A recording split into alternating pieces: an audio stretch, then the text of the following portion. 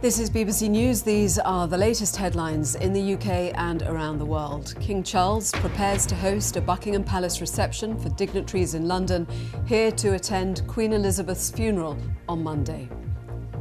President Biden is among the hundreds of world leaders now in London for the service that will take place at Westminster Abbey.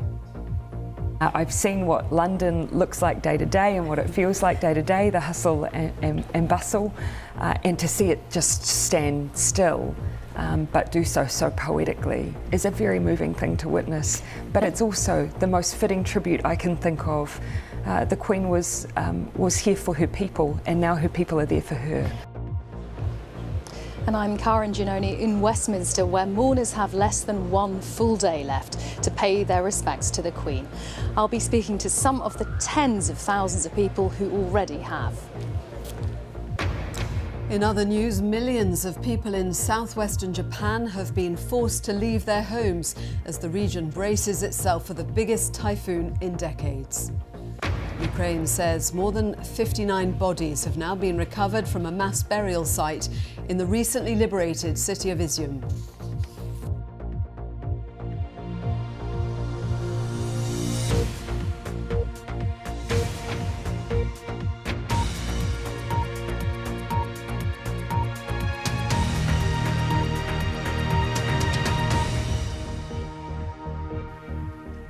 Hello, welcome if you're watching in the UK or around the world. King Charles III will host a reception for hundreds of world leaders at Buckingham Palace later today ahead of Queen Elizabeth's funeral on Monday.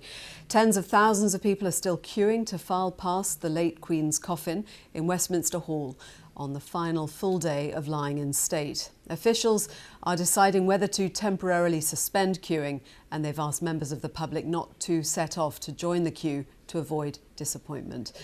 Let's go now to my colleague Karen Giannoni in Westminster. Karen.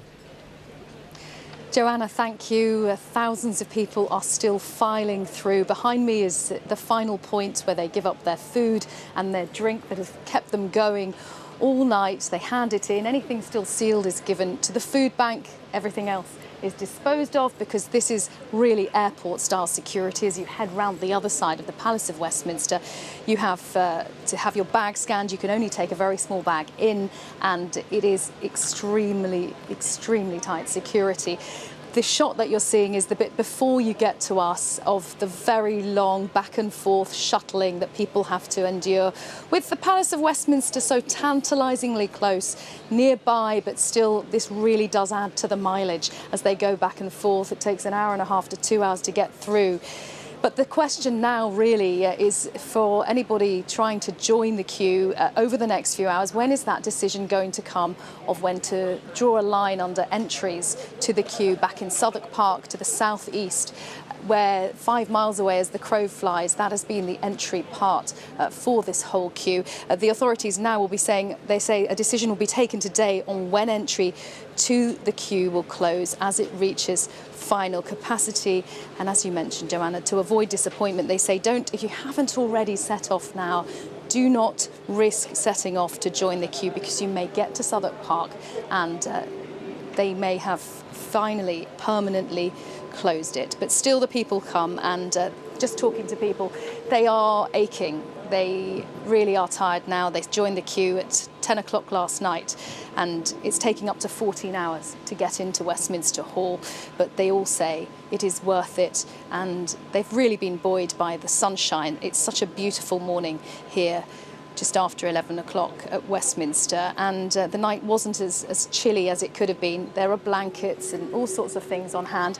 The Scouts are doing an amazing job of keeping people happy. The young people of the Scouts have been doing all the organisation of the queue just as it reaches the Palace of Westminster, and it's really been an impressive sight. There's a wonderful atmosphere, and all the other volunteers and the police who are helping people with everything they might need. But other people are streaming past on their way to Buckingham Palace to lay flowers, so it's very busy here in central London. The security presence has got noticeably tighter and more intense, certainly as many VIPs arrive for tomorrow's funeral. Duncan Kennedy has this report. Two countries united by one grief. President Biden landing last night at Stansted with the First Lady ahead of tomorrow's funeral. He's one of around 500 heads of state and dignitaries taking part. From presidents who cross oceans to people who line rivers, Mr. Biden arrives in a capital whose centre has been transformed. Keep them going, guys, keep them going. At its heart, a queue whose length is measured in hours, not yards. Some even have proof. I've been here for 8 hours and 14 seconds, 14 minutes. That's how long I've been here for. At times, the queue has been 10 miles long. For some, walking brings weariness and a need to loosen the limbs. Not far behind them, someone honoured by the Queen, who knows all about pace and perseverance. In my head, it was like, I have to join this queue, so I stopped all my plans for the weekend, got on the train this morning, met some friends to change my clothes, and here I am. The queue's tempo has varied, but has consistently remained patient and determined. To many here, the Queen is not a, but the national treasure. She's given us so much, she's given us her whole life, and I just rang Mum and I said, I think we just need to go. What does she mean to you, the Queen? I think quite a lot, because obviously we've all grown up with her being obviously our Queen, and she's had such an impact on all our lives. I think she means quite a lot to all of us. I was a guardsman myself, working outside Buckingham Palace and the Tower in Windsor Castle. I feel quite a close affinity with the royal family. Especially the Queen. I've met her on occasions, and I just think it's my duty to come down and show my respects. When this queue does finally close and the last person files past the Queen's coffin sometime early tomorrow morning, it'll mark the end of an unprecedented act of collective tribute. Attention will then move from Westminster Hall to Westminster Abbey for the funeral.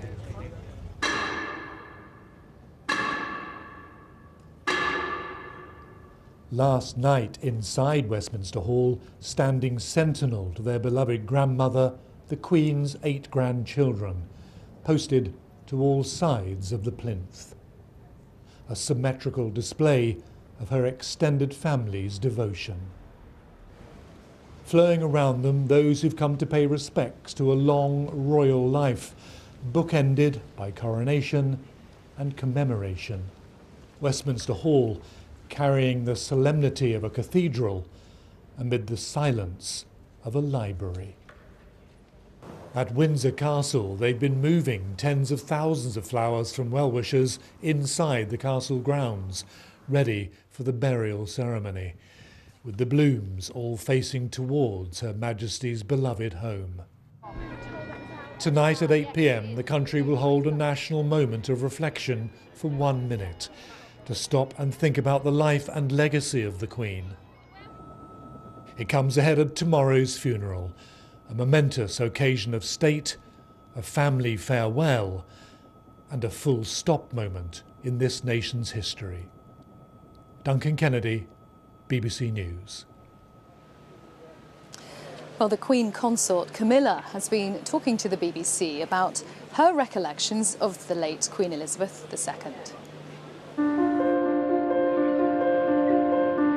She has been part of our lives forever. I'm 75 now, and I can't remember anybody except the Queen being there. It must have been so difficult for her being a solitary woman. There weren't women prime ministers or women presidents. She was the only one, so I think she carved her own role. She's got those wonderful blue eyes that when she smiles, you know, they light up her whole face. I'll always remember that smile. You know, that smile is unforgettable. Well, President Biden is among the 500 heads of state and foreign dignitaries who are expected to attend the funeral of the Queen on Monday. They'll be attending a special reception at Buckingham Palace hosted by King Charles a little later on Sunday. Commonwealth leaders, including Jamaica's Andrew Holness, Canada's Justin Trudeau and Australia's Anthony Albanese, paid their respects to the late monarch. New Zealand's Prime Minister Jacinda Ardern has also been speaking to the BBC's Laura Kuenssberg about her impression of the public reaction to the Queen's death. The overriding sentiment was just the gratitude for the great effort that people were putting into coming and paying their respects, and by that I mean not just leaders but people. You could see that it meant a huge amount to have seen the sheer scale and outpouring of people's love and affection for Her late Majesty. And you were part of that. You went to Westminster Hall to see the lying in state yourself. What was going through your mind at that moment to pay your own tribute, but also to be among these thousands of people who've come to Westminster? The sheer silence of that space is, I think, one of the things that makes it so moving.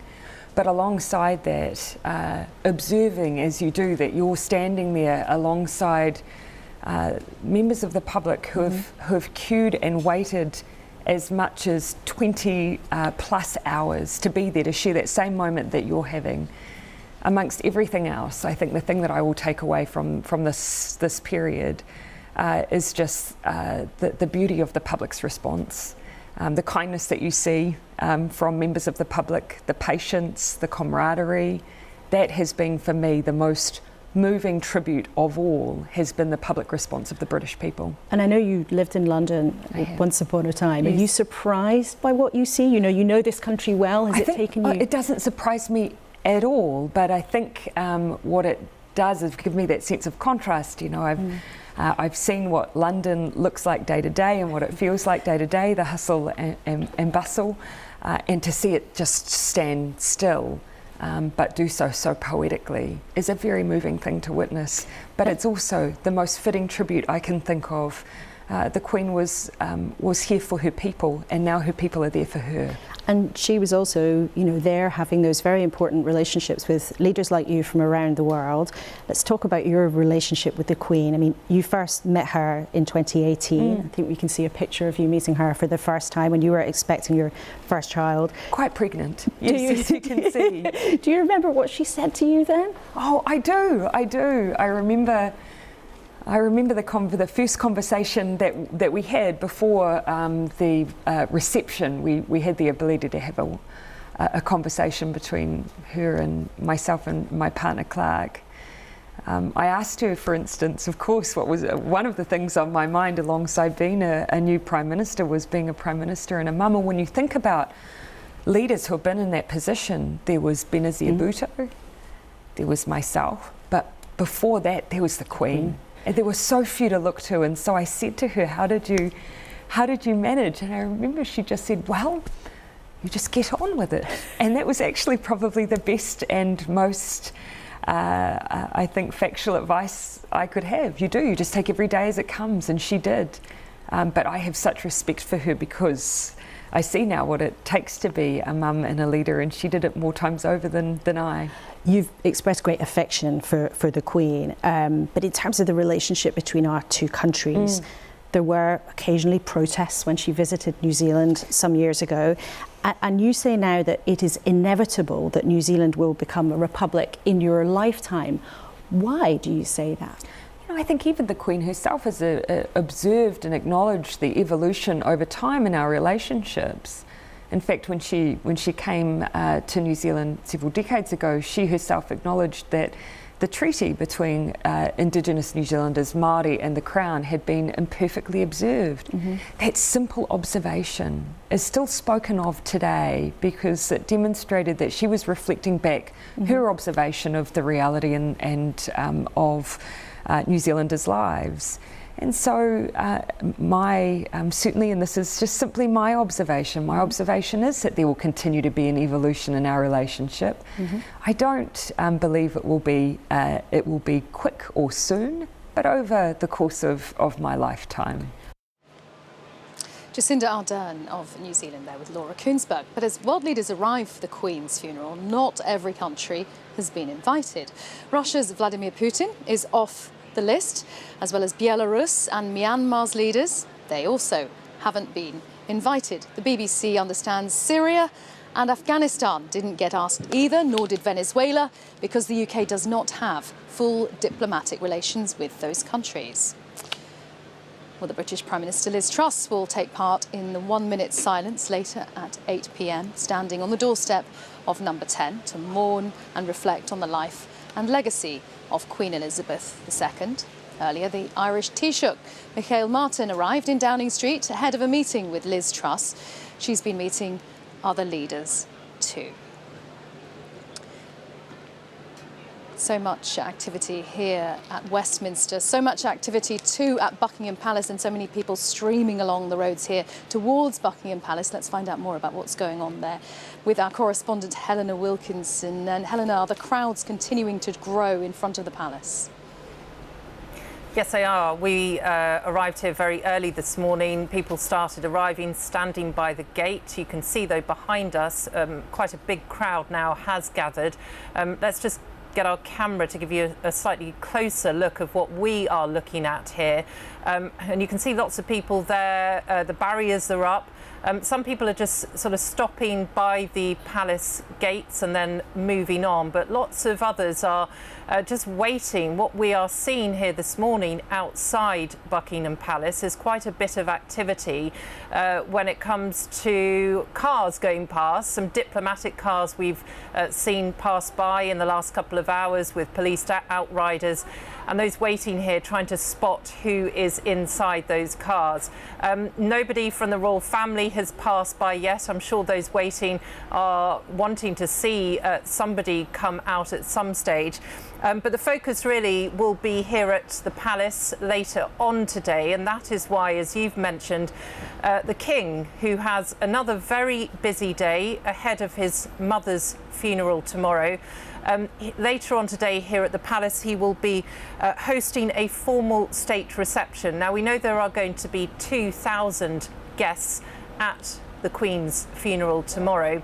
500 of those are going to be heads of state and foreign dignitaries, and the King is going to be hosting them here at the palace later. He will be joined by his wife Camilla, Queen Consort, and it will be an opportunity for all of those heads of state and foreign dignitaries to gather together. Politics, diplomacy, that will be put no doubt to one side. This is not the time for that. Those kind of talks will happen after the Queen's funeral, but a big formal event here later on that the King is going to be hosting. The sun is shining, as I know where you are as well. The sun is shining here, and the crowds are here wanting to see every moment, to capture every moment that happens here the day before the Queen's funeral. And Helena, you're talking about the number of people, and we see the number of people who are coming there, who are coming here.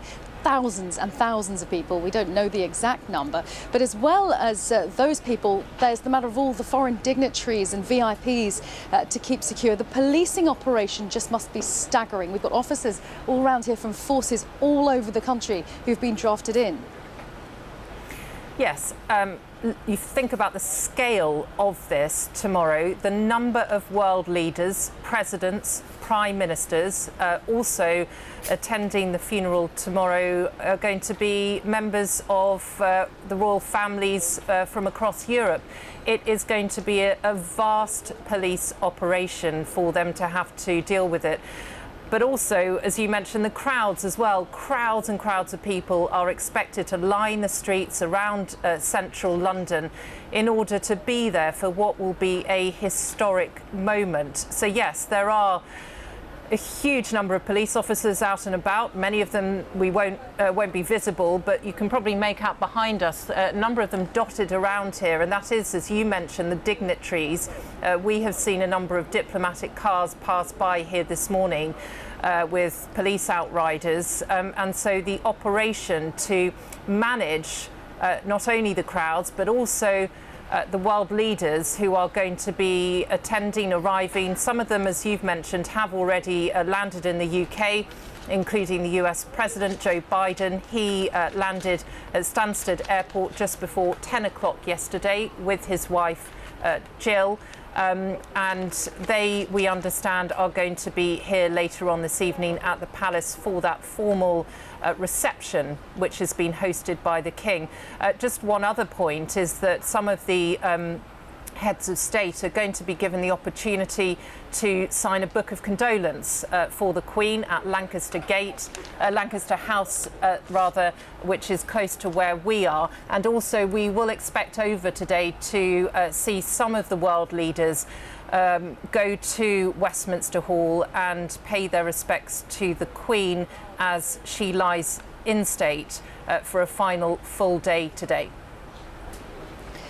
Helena, thank you. Helena Wilkinson there, not far from here at Buckingham Palace. As Helena mentioned, that lying in state will be brought to an end officially at 6:30 on Monday morning, and the challenge is now for the people who are in the queue already and joining the queue around now to make it through the many, many hours of waiting to get there in time before the queue is shut permanently. And this is what happened with the accessible queue. There was an alternative queue with a time slot system with for people with accessibility needs. That was permanently shut yesterday in the afternoon, and the BBC has spoken to several people who are queuing up overnight who said that they had hoped they would be able to join that accessible line but found it had been shut when they arrived. Ibrahim Sumra travelled with his family from Southampton and is braving the wait despite recovering from a double heart bypass and cancer treatment in February. I was hoping, because I've been through quadruple heart bypass in February, because and I've been through cancer twice before, and I found out that some of the cancer treatment damaged my arteries, so I had to have this operation. I was hoping to join the accessible queue, but unfortunately they closed it down permanently, so this is the only way for us to do it. So we're braving it up and hoping to get it done. Well, Jenny Routh and her daughter Katie travelled from Norwich in the east of England to pay their respects. 73-year-old Jenny suffers from scoliosis and nerve pain, so struggles to walk or stand for long periods. You just had to turn up. You just have to turn up. You get a wristband. Queue there for a wristband, but then they shut it yesterday at 12 with no notice. But then apparently opened it again, then shut it again. Said to everybody, come back at 12 today. But then they just said at 5, oh, it's shut permanently now.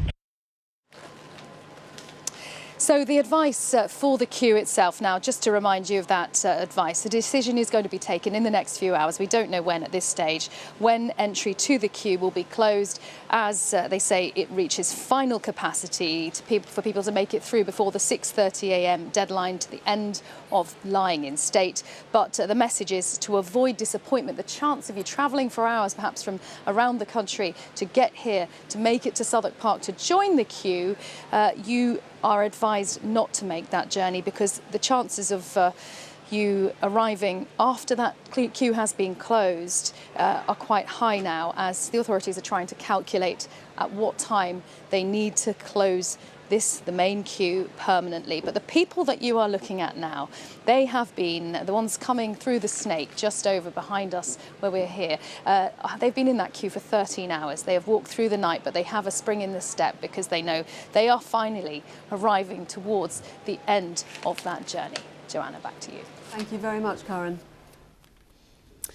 Well, let's take a look at some of the preparations being made for the state funeral. The service for Queen Elizabeth II will be held on Monday at 11 o'clock in the UK. Her coffin will be carried a short distance from Westminster Hall to Westminster Abbey. Members of the public will be able to view the ceremony on large screens being put up in parks and venues across the UK. More than 100 cinemas will also screen the service. 2,000 guests are expected to be in attendance at Westminster Abbey in the heart of London. Around 500 heads of state and foreign dignitaries will attend the funeral, including the Prime Ministers of Canada, Australia and President Joe Biden. Around 10,000 Metropolitan Police officers will be deployed as part of the biggest security operation the country has ever seen. Well, Kim Darroch, former British ambassador to the US and former national security advisor, joins me now. Welcome, thank you very much for joining us. Good morning. The logistics of this have been described as the equivalent of telescoping hundreds of state visits into 2 days. With your background, you must have a sense of what that means. I mean, I think it is the biggest operation of its kind ever, Joanna. I would say preparations for this have been, I mean, there's been a plan for this around in Whitehall for literally for decades. So the task has been helped by the fact that the arrangements are all worked out in advance in as much detail as is possible, and then it's just a question of putting them into action. But it is an extraordinary operation. It doesn't surprise me that there are 10,000 police officers drafted in, with 500 foreign dignitaries visiting for it. We're responsible for their security and safety while they're on British soil. So it's a huge task, and with 1 million people expected in London, at least 1 million, it's going to be exceptionally challenging. But I'm pretty confident that they clearly know what they're doing, and so far the arrangements throughout this period of mourning have been exemplary. It's hard to remember when there was a gathering on this scale with so many key members from around the world in one place. Yeah, I mean, I was quite young when the Winston Churchill funeral happened. I guess there were quite a lot there. Quite a lot of people came to the London Olympics, but over a period of time rather than all for 28, 24, 48-hour period. So I'm sure this is the biggest ever, and it'll be a once in a lifetime, once in a generation event, because after 70 years reign, I mean, she had visited so many countries, she had known so many people, 15 American presidents, several French presidents. She had an extraordinary life. She was an extraordinary woman. So it's no surprise that so many people are coming to celebrate and commemorate that life. And all of these people are, as we've said, heads of state, dignitaries, and all of them, as you say, because of the nature of her service, will probably have direct personal memories of her. An awful lot of them will. That's absolutely true. And never underestimate the Queen's impact on diplomacy. And some of the things that she did were genuinely historic. Think of her visit to Ireland in, I think, 2011, after the Good Friday Agreement and the settlement there. Think of her visit to Beijing. I think the only time she visited was in 1986, it was a 6-day visit, and that was groundbreaking in a way. And there's lots more of that in her personal history. So she was an extraordinary exemplar of soft power and of diplomacy throughout her life. Yeah, it's an interesting aspect to think of, isn't it? Because on the surface, the role of the monarch is to be apolitical, but as you say, the soft power that she wielded is hard to quantify. And she made visits which set the seal on big diplomatic breakthroughs. A visit to China came after the agreement, the joint statement between the British and Chinese governments on the future of Hong Kong. A visit to Ireland after the Good Friday Agreement. And so she would go when there was some major breakthrough like that to celebrate, and it kind of sealed the moment. It made it historic, and it always felt profoundly appropriate. I mean, some of the things she said, for example, and did during the visit to Ireland will be remembered for centuries. What are your personal recollections of meeting the Queen? You know, when you're appointed ambassador, you get the honour, privilege of an audience with her, and I did 2 ambassadorial jobs, one as ambassador to the European Union and one as ambassador to the United States. And 2 things stand out from those audiences. The first was her exceptional experience and really detailed knowledge of foreign policy issues. I was told she read a batch of Foreign Office reports and telegrams every morning. I promise you, she was absolutely up to date and up to speed what was going on pretty much everywhere in the world. Certainly, if you hadn't done your briefing before you went to see her, you risked being caught out. And my second thing was a really impish sense of humour and approachability. So you want to be quite nervous before going to see her, and then discover just how easy she was to talk to. And in terms of sense of humour, I remember at the second of my audiences, as I left, I accidentally kicked one of the corgis that was in the way as I left. And I wondered briefly whether this was the end of my diplomatic career. And the corgi was certainly unimpressed and yelped quite loudly. And Her Majesty said, "Oh, she's always getting in the way, don't mind her," and laughed about it. Gosh, yeah, I mean, we were sort of squirming there as you were telling that anecdote because that must have felt painful for you, but she diffused it in the most diplomatic way. Thank you so much for joining us, Sir Kim Darroch. Thank you. Pleasure. Now to other news. Hundreds of thousands of people in Japan have been urged to leave their homes after warnings of unprecedented risks from an approaching storm. A special typhoon warning has been issued as the south of the country braces for the arrival of what could be the biggest storm in decades. Rupert Wingfield-Hayes gave us the latest. Typhoon Nanmadol, which is a very, very large storm, is now right over the top of the southern Japanese island of Kyushu. The eye of the storm came ashore late this afternoon. And this storm is, as you said in your introduction, it has been declared by the Japanese government a very dangerous storm. It's not a super typhoon. It hasn't got to level 5, but it's just short of that. It's hundreds of kilometres across. It's packing winds of somewhere between 150 and 200 kilometres an hour, sustained winds, that is, gusting stronger. So, you know, it's a very dangerous situation. I think the big threat to life and to property is from the rain. It is carrying a huge amount of moisture. Meteorologists here from the Japanese government are saying up to half a metre of water will fall over Kyushu today and tonight, and that is going to put massive pressure on the rivers. So people living along rivers, near mountainsides, this is a very mountainous country, they are the ones who are potentially in danger, and that's why there has been this large-scale evacuation order of people to go to local safety centres where they can seek shelter from the storm. And are people heeding that warning to leave their homes? Some are and some aren't. I mean, this is always the case with these sorts of storms. Some people will go, others will not want to leave their property, and that's the danger. It is voluntary, it is not enforced, but Japan has a very sophisticated and comprehensive system of emergency centres, emergency evacuation centres, where people are urged to take cover. They are strong buildings in safe areas, but of course a lot of people just don't want to leave their property and their animals and things like that, and so they stay behind. Are they able to do much to protect what they leave behind? Not really. I mean, Japan is a very, as I say, a very mountainous country.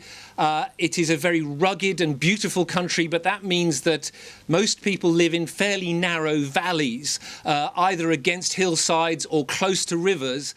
And that's the real threat here. I don't think it's the wind. Japan is well protected against winds and waves. It has strong shore defences, but you can't protect against vast, very torrential rains. And if the rivers burst their banks or if there are landslides, then, you know, people's property and people will be in peril tonight. How long until it is going to hit?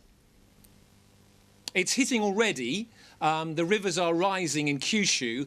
The storm is then set to move tonight across into the main island of Honshu, and it will weaken as it does so, as it moves away from the coast. But it's still carrying a huge amount of moisture, and we think that there will be very torrential rain all the way up here to Tokyo in the next 24 hours. Rupert Wingfield-Hayes reporting. A strong earthquake has struck southeastern Taiwan, bringing at least one building down in a small town and tearing up its roads. Its initial strength was given as magnitude 7.2, but later it was downgraded to 6.9 magnitude. Japan's meteorological agency and the Pacific Tsunami Warning Centre issued tsunami advisories shortly after the quake, but both later said there was no longer a threat of high waves. Ukraine's President Volodymyr Zelensky says investigations into possible Russian war crimes are continuing in the city of Izium, which was recently retaken from Russian forces. Bodies are being exhumed from a mass grave on the edge of the city. Izium is one of several areas back in Ukrainian hands after significant territorial gains in recent days, although heavy fighting continues. Hugo Bachega gave us the latest. So authorities there say 59 bodies have been recovered from those graves found outside the city of Izium. Most of those bodies belong to civilians, but the authorities have found 17 bodies belonging to Ukrainian soldiers in a mass grave. So there is a long road ahead for these investigators to identify the victims. We still don't know how they died, but the president, Volodymyr Zelensky, said last night that there is new evidence that people had been tortured, although he hasn't given details. So there is a long process to try to establish the truth, what happened there. Izium was invaded by Russian forces in the early days of the war, and just days ago was liberated by Ukrainian forces. Now, yesterday, the EU presidency called for the creation of an international tribunal to investigate possible crimes committed by Russian forces in occupied territories. This call came from the Czech Republic, which is holding the rotating presidency of the EU, and this is in reaction to what has been discovered outside Izium. And as you're saying, this is obviously an area where territory has been regained. What is the situation elsewhere? So it seems that the Ukrainians are going ahead with this counteroffensive in the northeast of the country and advancing, making some gains there. And the Russians seem to be trying to defend their positions in the east, in the Donetsk region. But we had reports from the Kharkiv region in the northeast of the country that at least 4 medical workers were killed as a hospital, a psychiatric hospital was being evacuated. This is coming from the governor there. In the Donetsk region, the governor said 5 civilians were killed as a result of Russian strikes. And in Nikopol, in the south of the country, reports that residential buildings were hit, power lines damaged, a gas pipeline was also damaged as a result of Russian strikes. And this is a report by the governor there. We haven't been able to independently verify those reports, but interestingly this morning, the latest intelligence report by the British Defence Ministry said that Russia has stepped up its attacks targeting civilian infrastructure in the country, and it is very likely that the Russians will continue to attack civilian targets in Ukraine as it continues to suffer setbacks on the front lines. That's what the UK intelligence is saying. Hugo Bachega in Kyiv. Now, we've been hearing all about the official ceremonies to commemorate the Queen, but many in the UK are remembering Her Majesty in their own way, and they'll be doing that when her funeral takes place tomorrow. We've sent our correspondents Coletta Smith and David Wallace-Lockhart out on the road to hear how some will be marking the day. Get yourself buckled in and we'll head off on our grand tour. Jade, hi. Travelling across the north of England yesterday, the only queue we encountered was at the bar. Yeah, of course you can. But people are marking this weekend in weird and wonderful ways. Football match on Saturday. So you run the park run here in Saltaire? I do. We met runners and worship leaders. This is the Grand Hall at Victoria Mill. We heard about plans for food banks, festivals and football matches. There's some view. This morning, I'm behind the wheel as we leave Lancashire and head south. First stop, Cheshire. And it's Ellesmere Port. I'm meeting the delightful Andrew and his family. Hey! I'll show you. He's made and sent so many cards to the Queen over the last few years that they practically became pen pals. This one's like a letter. The Queen was glad to learn that you like to help others and to know that you and your brother and sister, Aaron and Amelia, have raised money, bless you, to support children's charities. I write, Happy Christmas, or how much we raised, or when it's her birthday, or when Prince Philip died. You wrote a card and sent it? Yeah.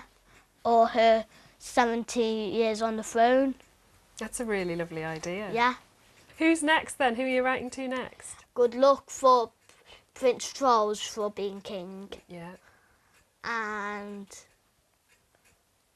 I'll do a Happy Christmas one to Prince William. On Monday, which is going to be the Queen's funeral. Do you think you'll be watching that, or what are your plans as a family? We're hopefully going to watch Pirates of the Caribbean 4 and 5. That is a great idea. Down at the waterfront, I want to find out what people have planned for the funeral tomorrow. It's videos, and it's if you pop down, it's there. It's not long before I bump into YouTuber Xander and his dad. How's Xander planning to spend his bank holiday? Probably doing stuff on YouTube, to be honest. Maybe occasionally popping downstairs to have a looking at the TV, but yeah, pretty much just YouTube. Do you have a television? Turns out we're not the only ones travelling around at the moment. Loris has come over from New Zealand for a canal barge holiday. I think it's a very important moment in history, isn't it? It's possibly not something that we'll experience again in our lifetime. And you'll potentially find somewhere for the funeral tomorrow, is that right? That's what our hope is, yes. We're hoping to be back in Chester where we can get a good signal and watch it on television. The Kiwi flag is at half-mast for the Queen. As we get back on the road, this time heading for Wales. So this is us officially entering Conway, yeah?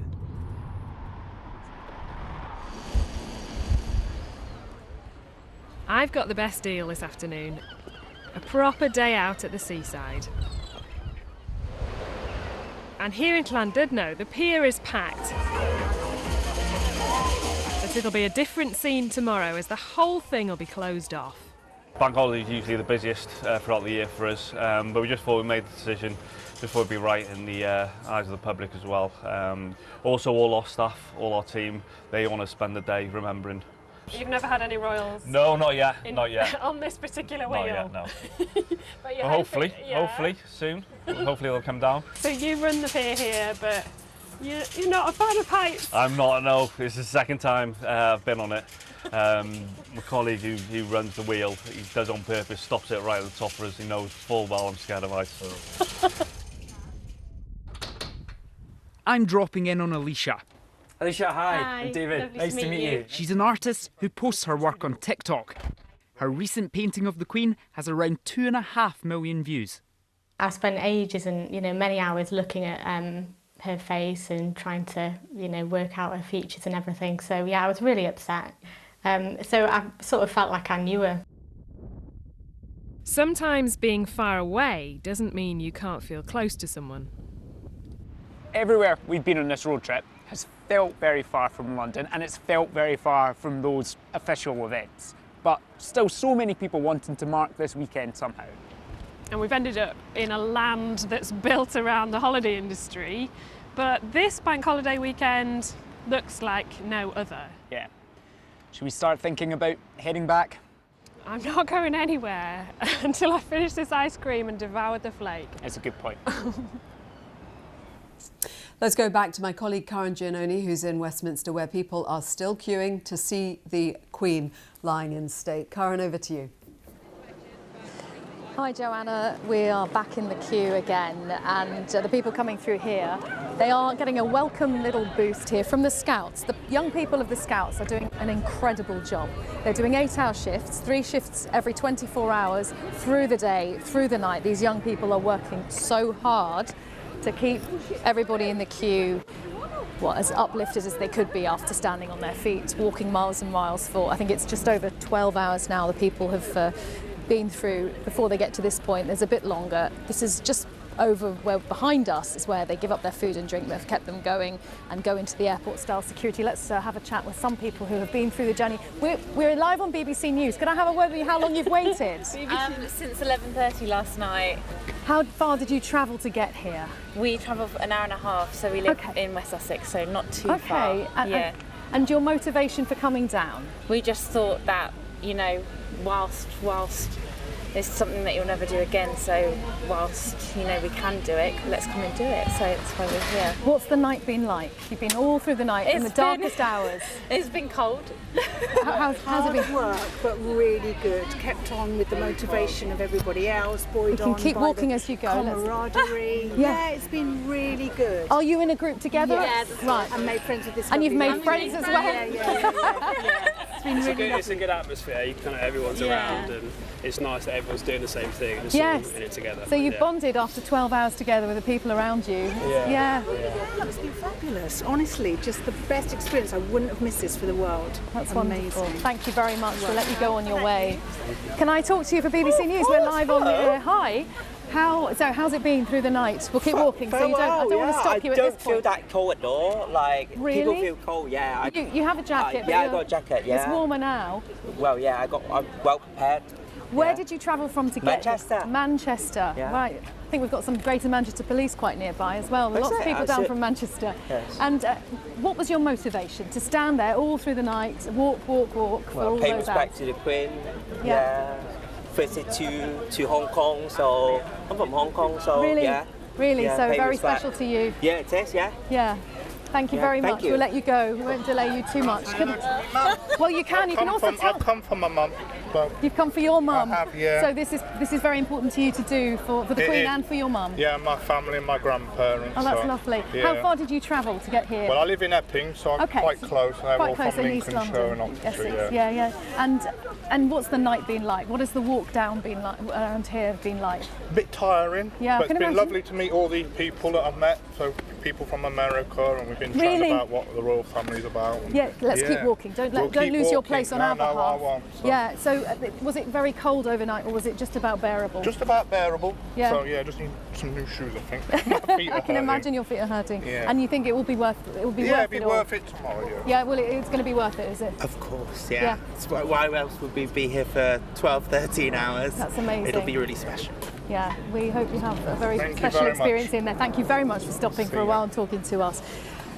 The enthusiasm, obviously, as you can see, continues, and people are really feeling uplifted by the fact they are almost at the end of this epic walk along the River Thames, over the bridge and to Westminster. It's miles upon mile through the night, but they're nearly at their destination, Westminster Hall, for a very, very emotional experience.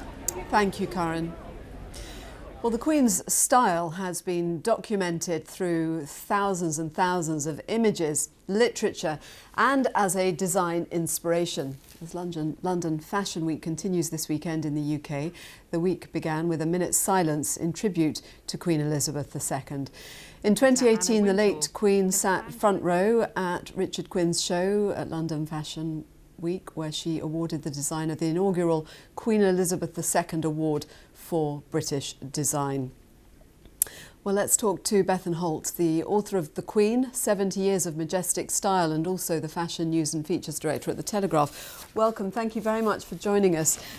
You think of the Queen and you have an image of her with a hat, the sort of particular style of jackets that she routinely wore, colour. How would you describe her as a fashion icon?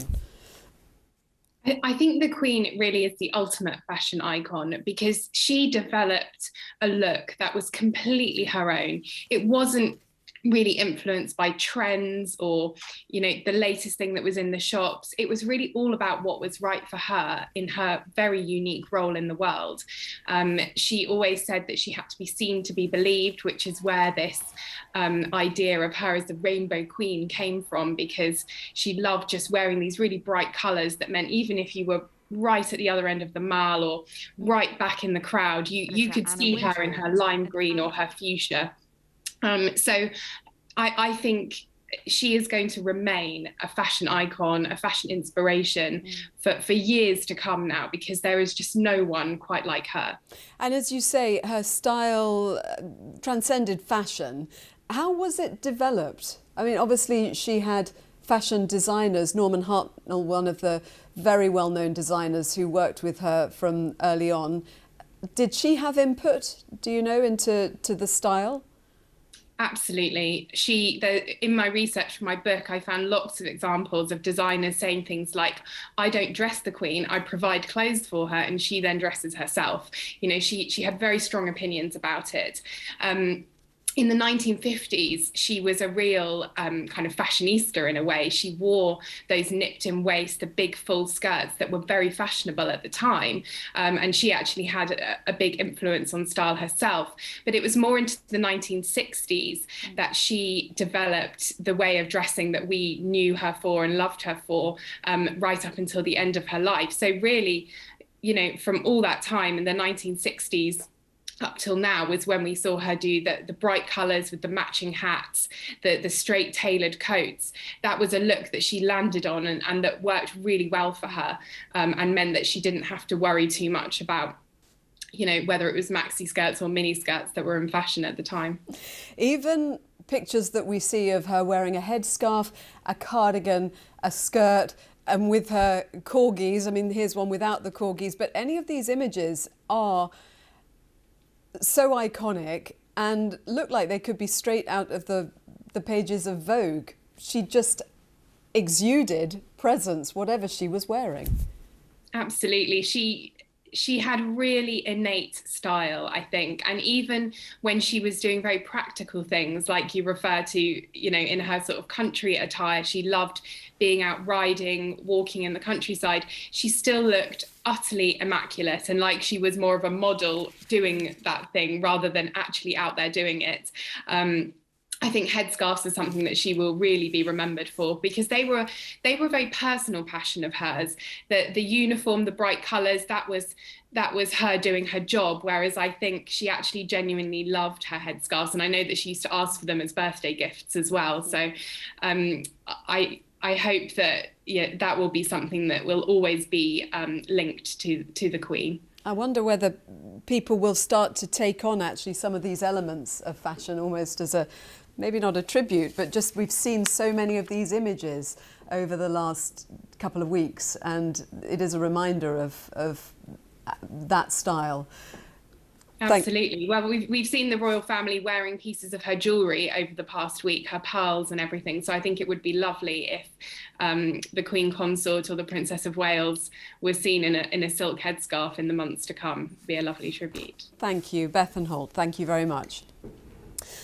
Well, when news of the Queen's death broke last week, there was one striking image in particular that was broadcast around the world. It was a portrait of the monarch, painted by the artist Richard Stone. He's been speaking to our reporter, Richard Daniel.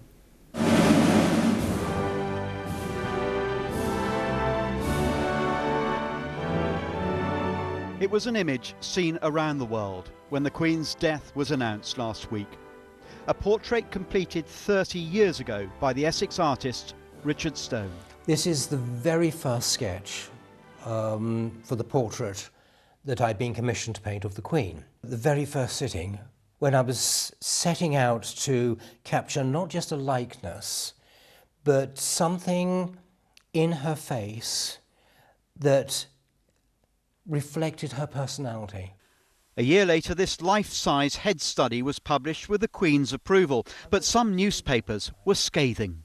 I was absolutely mortified and immediately phoned Buckingham Palace, feeling that I'd really let the Queen down. But I was reassured that everything was just fine. And so my right hand remained steady and I continued with the work. After 9 more sittings, the portrait, commissioned by the Borough of Colchester, was unveiled at the National Portrait Gallery. It was a labour of love.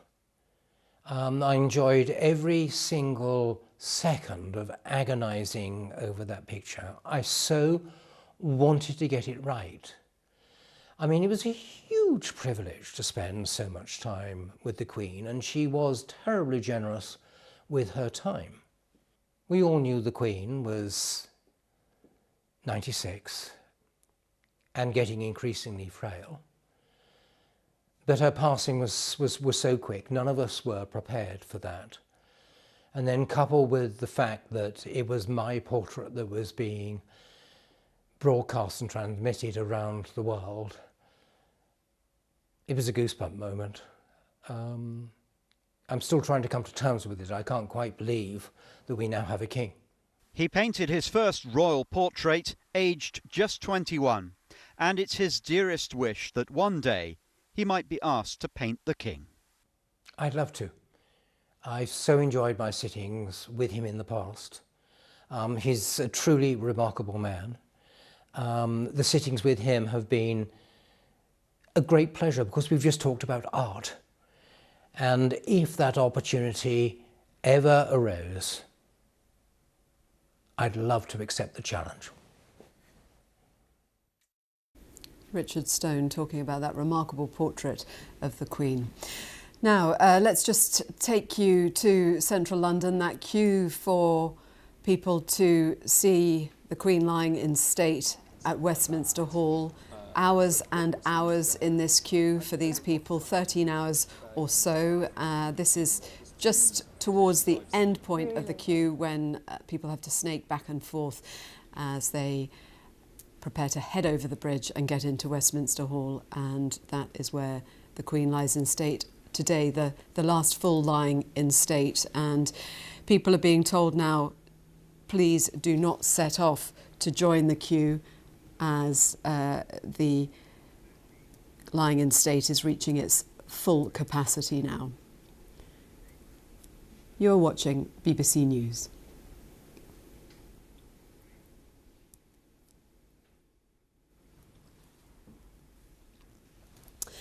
And now it's time to look at the weather with Chris Fawkes. Hello again. The weather today is again looking largely quiet and dry for many of you. However, we do have some thicker cloud compared with the last few days. As you can see here on the satellite picture, the cloudiest weather is across the north and the east of the UK, close to these weather fronts that will be bringing one or two light showers. But even though it's a lot cloudier today, most of the cloud is still pretty high in the sky, so there will be some brighter spells pushing through it from time to time. Now, as we go through the rest of the day, there is a risk of a few showers. Northern Scotland, eastern areas of England, 1 or 2 for Northern Ireland, crossing the Isle of Man, Merseyside, Greater Manchester, the North West Midlands. But for even these areas that I've talked about seeing showers, there'll be big gaps between, so you still have a chance of it staying completely dry all day. Temperatures for many about 15 to 17 degrees. For the Queen's lying in state, well, it probably will stay dry today, just a small chance of a late day shower. And for the state funeral tomorrow, again, it's looking quite cloudy. The wind's a bit lighter and there will be some bright spells at times. Overnight tonight, cloud thickens across the northwest of the country and we end the night with a little bit of patchy rain working into the Western Isles. And with that cloudier weather pushing in, temperatures holding into double figures for some, otherwise with clearer spells, temperatures about 7 to 9 degrees. So it's a chilly start to the day, Monday morning, for quite a few of you. Again, the threat of a little bit of light rain across these northwestern areas, but otherwise it's a dry day with quite a bit of cloud, just a few bright or sunny spells. Temperatures coming up an odd degree, 16 or so for Glasgow, 18 for Belfast, 18 to 19s for Cardiff and for London. Now, the week ahead stays pretty quiet until we get to Thursday, when these more active weather fronts start to push in off the Atlantic from the northwest, and they'll bring some heavier rain to northwestern areas of the UK. The weather fronts eventually staggering the way towards the southeast by the end of the week. Tuesday then, the thickest cloud again across northwestern areas of the UK, a few splashes of light rain but no significant amounts. Again, it's a day of variable cloud with some bright or sunny spells, and temperatures just climbing an odd degree again. We're up to 20 this time around the Cardiff area. As I say, it's quite quiet until Thursday. That's when we see the winds pick up, a band of rain starts to move in from the west, and that could be quite heavy for a time. That's your latest weather. Bye-bye.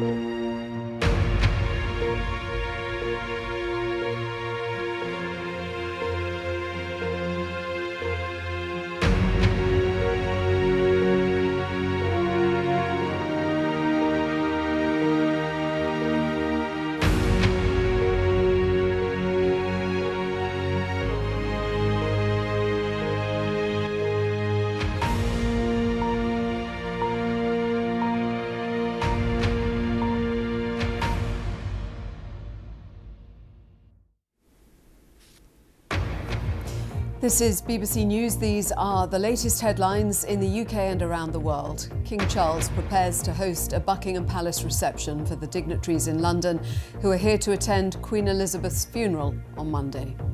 President Biden is among the hundreds of world leaders now in London for the service that will take place at Westminster Abbey.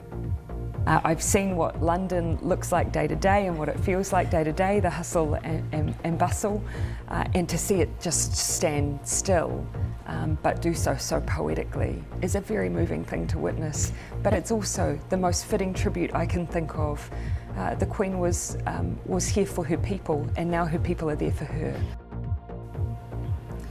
I'm Karen Giannoni in Westminster, where mourners have less than one full day left to pay their respects to the Queen. I'll be speaking to some of the tens of thousands who already have. In other news, millions of people in southwestern Japan have been forced to leave their homes as the region braces itself for the biggest typhoon in decades. Ukraine says more than 59 bodies have now been recovered from a mass burial site in the recently liberated city of Izum. And coming up is London Fashion Week, and we take a look at the Queen and her style throughout the years.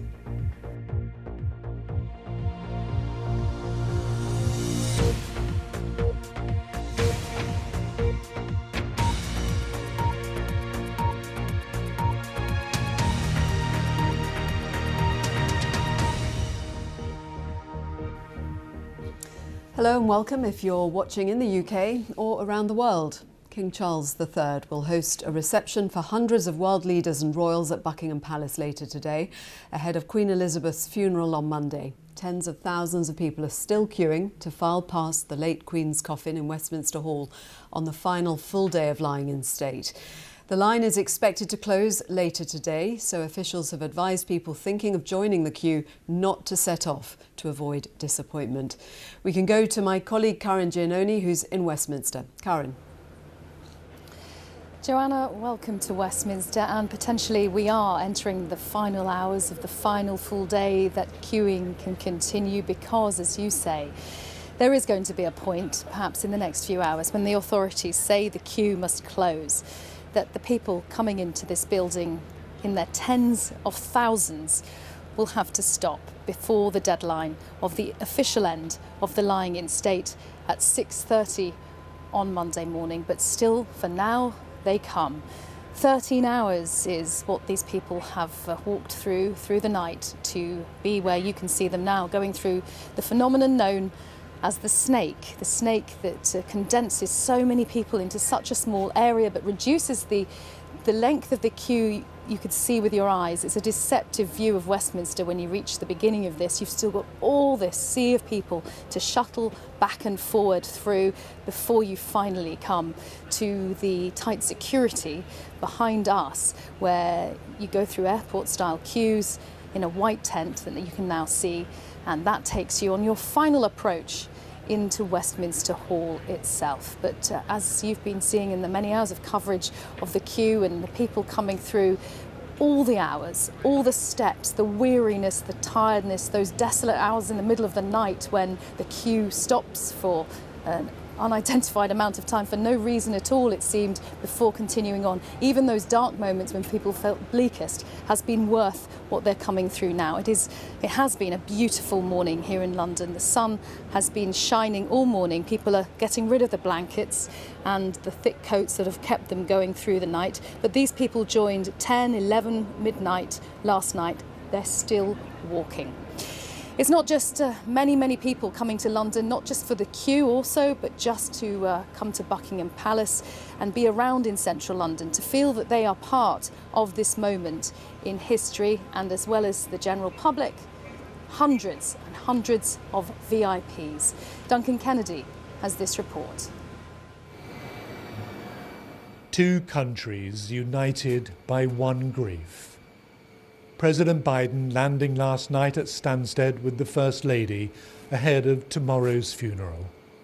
He's one of around 500 heads of state and dignitaries taking part. From presidents who cross oceans to people who line rivers, Mr. Biden arrives in a capital whose centre has been transformed. Keep on going, guys, keep on going. At its heart, a queue whose length is measured in hours, not yards. Some even have proof. I've been here for 8 hours and 14 seconds, 14 minutes. That's how long I've been here for. At times, the queue has been 10 miles long. For some, walking brings weariness and a need to loosen the limbs. Not far behind them, someone honoured by the Queen, who knows all about pace and perseverance. In my head, it was like, I have to join this queue, so I stopped all my plans for the weekend, got on the train this morning, met some friends to change my clothes, and here I am. The queue's tempo has varied, but has consistently remained patient and determined. To many here, the Queen is not a, but the national treasure. She's given us so much, she's given us her whole life, and I just rang Mum and I said, I think we just need to go. What does she mean to you, the Queen? I think quite a lot, because obviously we've all grown up with her being obviously our Queen, and she's had such an impact on all our lives. I think she means quite a lot to all of us. I was a guardsman myself, working outside Buckingham Palace and the Tower in Windsor Castle. I feel quite a close affinity with the royal family. Especially the Queen. I've met her on occasions, and I just think it's my duty to come down and show my respects. When this queue does finally close and the last person files past the Queen's coffin sometime early tomorrow morning, it'll mark the end of an unprecedented act of collective tribute. Attention will then move from Westminster Hall to Westminster Abbey for the funeral.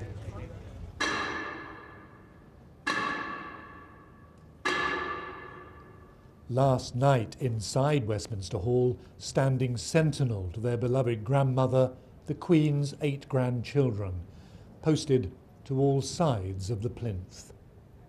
A symmetrical display of her extended family's devotion.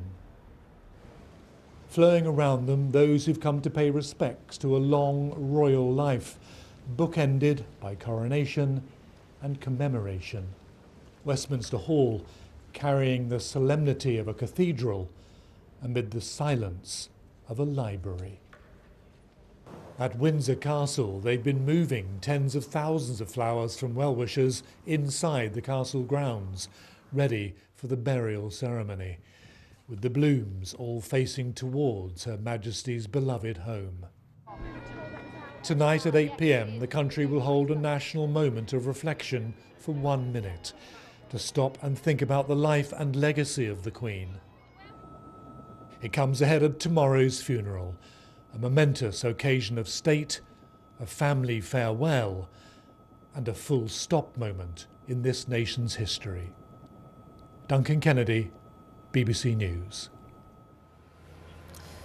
Well, the Queen Consort, Camilla, has been talking to the BBC about her recollections of the late Queen Elizabeth.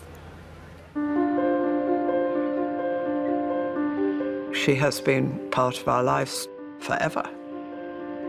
I'm 75 now, and I can't remember anybody except the Queen being there.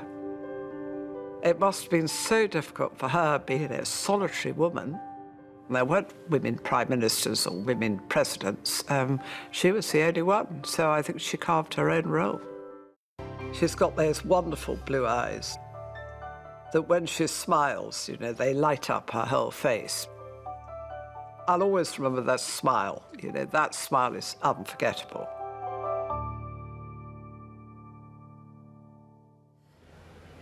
Recollections of the Queen from the Queen Consort. For the moment, though, back to Joanna in the studio. Thank you very much, Karen. Well, Crown Prince Pavlos is here. He's travelled to London for Queen Elizabeth's funeral. He's the eldest son and second child of Constantine II, the last king of Greece from 1964 to 1973. Queen Elizabeth is his third cousin, twice removed. Welcome. Thank you for joining us.